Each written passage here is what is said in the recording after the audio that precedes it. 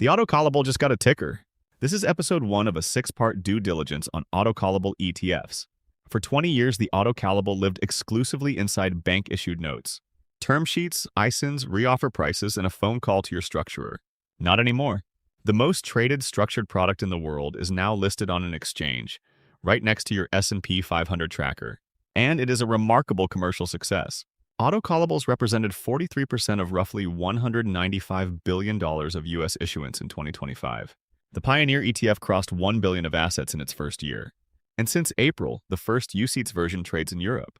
Investors are voting with their wallets. But what did you actually buy? Look under the hood. You do not own autocallable notes.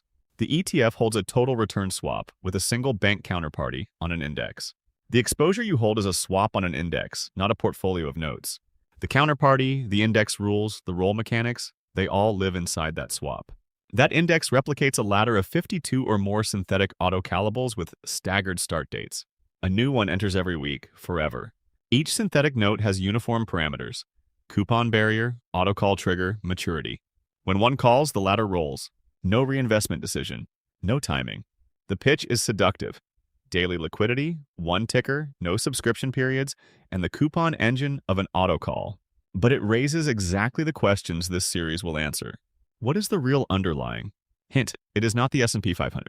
What does laddering fix and what can it never fix? Is a 25% first-year return really income? Is the ETF actually cheaper than the note? And what happens to markets when autocall issuance becomes continuous and automatic? The Autocallable got a ticker. Time to give it a proper due diligence. Episode 2 next week. Read the underlying twice. Subscribe so you don't miss it.